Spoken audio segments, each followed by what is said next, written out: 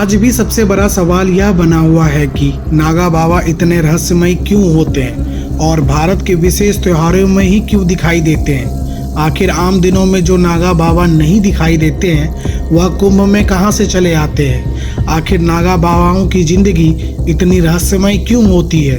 क्यों नागा साधु अपने एकांतवास को छोड़कर कुंभ में डुबकी लगाने आते हैं। आखिर क्या इनका रहस्य है, चलिए जानते हैं वीडियो में। नमस्कार दोस्तों, मैं शेखर झा स्वागत करता हूं आप लोगों का।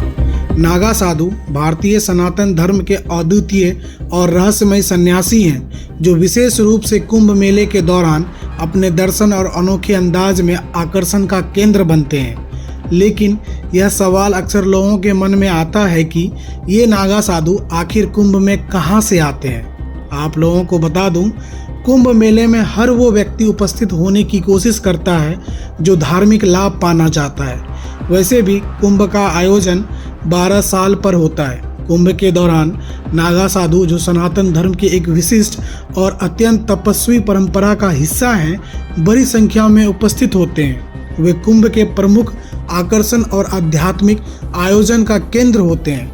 नागा साधुओं के रहस्यमय जीवन के कारण उन्हें सामाजिक तौर पर सिर्फ कुंभ में ही देखा जा सकता है। आप लोगों को बता दूं, नागा परंपरा की पूरी दुनिया रहस्यों से भरी हुई है। लोगों का मानना यह है कि नागा बाबा जंगलों में रहते हैं, लेकिन यह वह धारणा है जो सबसे आम तौर पर प्रचलित है। नागा साधु का जीवन बेहद रहस्यमय होता है और इसका मुख्य कारण है उनका दुनिया से कटकर जीना।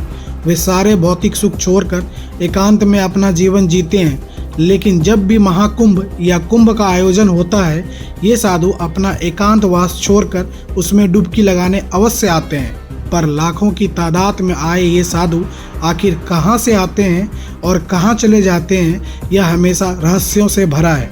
लेकिन कुछ मान्यताओं के अनुसार नागा साधु मुख्यतः देश के 2 क्षेत्रों में रहते हैं। पहला केदारखंड, जो केदारनाथ के आसपास के जंगलों में स्थित है।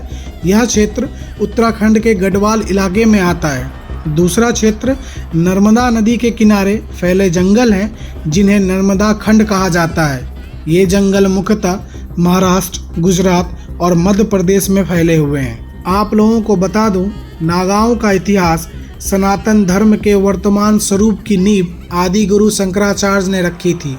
शंकराचार्य के काल में भारत के मठों और मंदिरों की धन संपत्ति को लूटने हेतु आक्रमणकारी आ रहे थे। इन आक्रमणकारियों से रक्षा के लिए शंकराचार्य ने सनातन धर्म के विभिन्न संप्रदायों की सहस्त्र शाखाओं के रूप में अखाड़े की स्थापना की। ये अखाड़े आश्रम और मंदिरों में होते थे। धर्म और समाज की रक्षा के लिए इन अखाड़ों में साधुओं को अस्त्र शस्त्र की विद्या दी जाती थी। आदि गुरु शंकराचार्य ने सनातन धर्म की रक्षा के लिए केवल साधारण सैनिक नहीं बल्कि वैदिक सैनिक तैयार किए। आदि गुरु शंकराचार्य ने ऐसे सैनिकों का संगठन बनाया जिनके पास धर्म के अलावा कोई और विरासत नहीं थी। उनके एक हाथ में वेद, गीता, उपनिषद और पुराण थे, तो दूसरे हाथ में भाला, तलवार और कृपाण। आदि गुरु शंकराचार्य ने ऐसे साधु सैनिकों का एक संगठन बनाया जो साधु भी थे और सैनिक भी। इन्हें ज्ञान देना और प्राण लेना दोनों में अभ्यास था। इन्हीं योद्धा साधुओं को उन्होंने नागा नाम दिया। आप लोगों को बता दूं, कुंभ मेले के दौरान नागा साधु सबसे पहले पवित्र गंगा नदी में स्नान करते हैं। इसे शाही स्नान कहा जाता है और यह उनके लिए सबसे बड़ा धार्मिक अनुष्ठान होता है।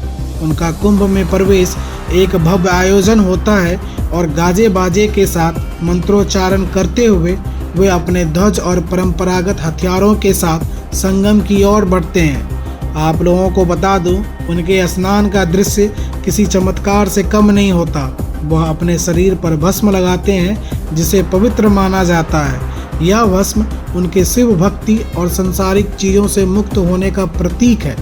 कुंभ मेले के बाद नागा साधु वापस अपनी गुप्त कंदराओं में हिमालय की चोटियां और जंगल में लौट जाते हैं, जहां वह ध्यान और तपस्या करते हैं, जिससे उनकी आत्मा और साधना की उन्नति के लिए महत्वपूर्ण माना जाता है।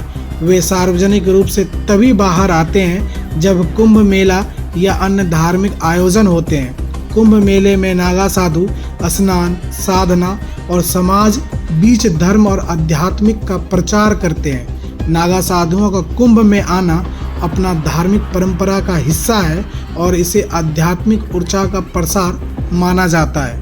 आप लोगों को यह वीडियो कैसा लगा कमेंट करके ज़रूर बताइए। साथ ही साथ चैनल को सब्सक्राइब और वीडियो पर लाइक ज़रूर करें। आप लोगों का धन्यवाद।